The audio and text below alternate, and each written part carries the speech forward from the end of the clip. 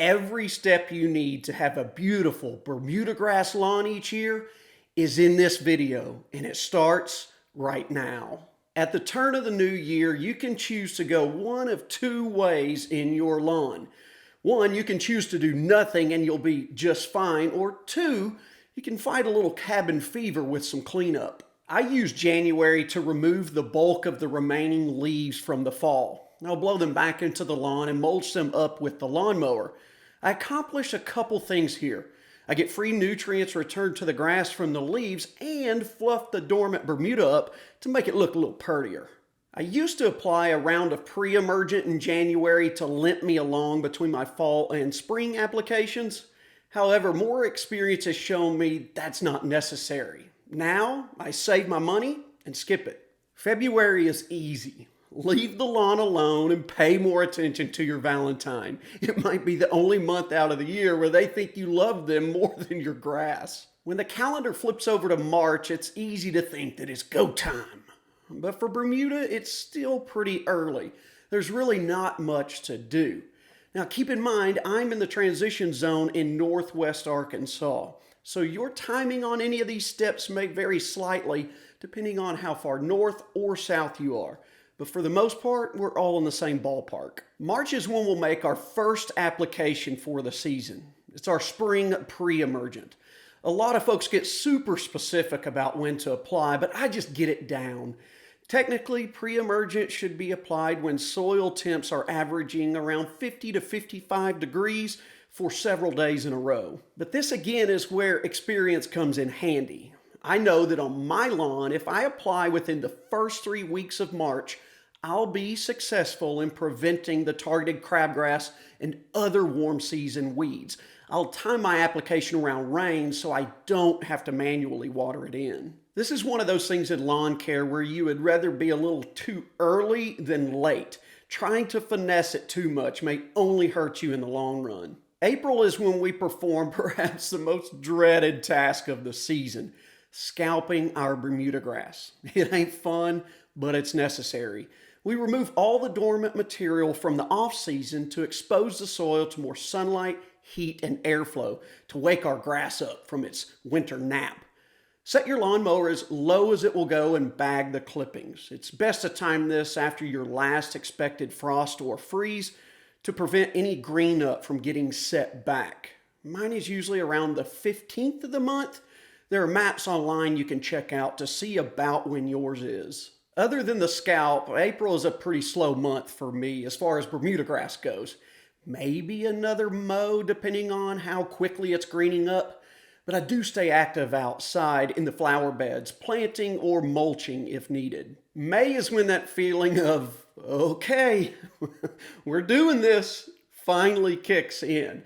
We're on to more regular mowing at least once a week. We may even use a post-emergent herbicide to kill some pesky weeds that are popping up.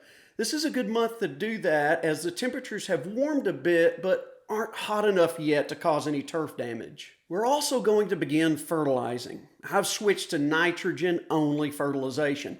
Long gone are the days of triple 10 and biosolids.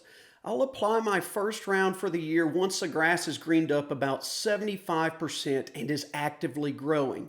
That's usually around the first week of the month, and I'll apply around 1 pound of nitrogen per 1,000 square feet. Applying any earlier to mostly dormant Bermuda would just be a waste of time and product because it won't use the nutrients.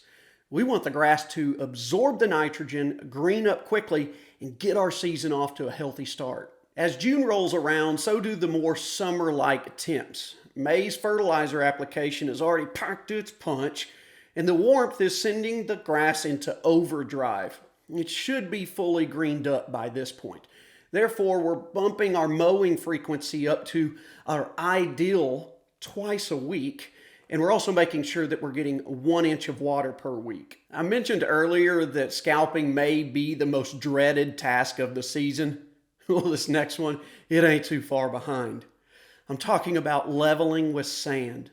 It's not an every season chore. It's certainly optional, but June is my month of choice because the heat isn't unbearable yet.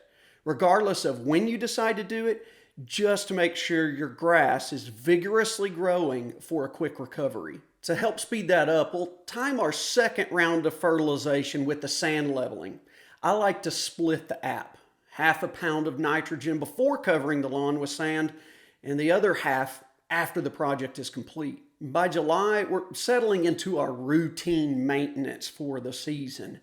We keep mowing twice a week and ensuring that the lawn is getting 1 inch of water per week.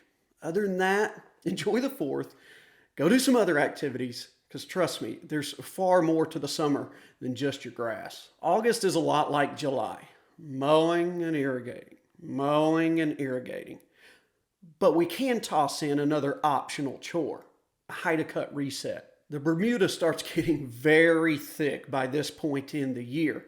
The mower struggles to cut through it cleanly, and the grass essentially suffocates itself.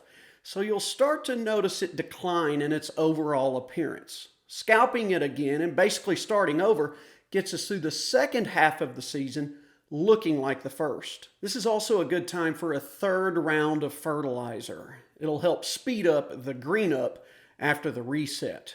I cut this rate in half to a half a pound of nitrogen per 1,000, and I'll save the other half a pound for the final application of the season. September is the beginning of the end for Bermudagrass. It's when we start shutting things down and preparing the lawn for another off-season and dormancy. The first week of the month is a good time to apply the last round of fertilizer for the year. And this application should be lighter, around a half a pound of nitrogen per 1,000.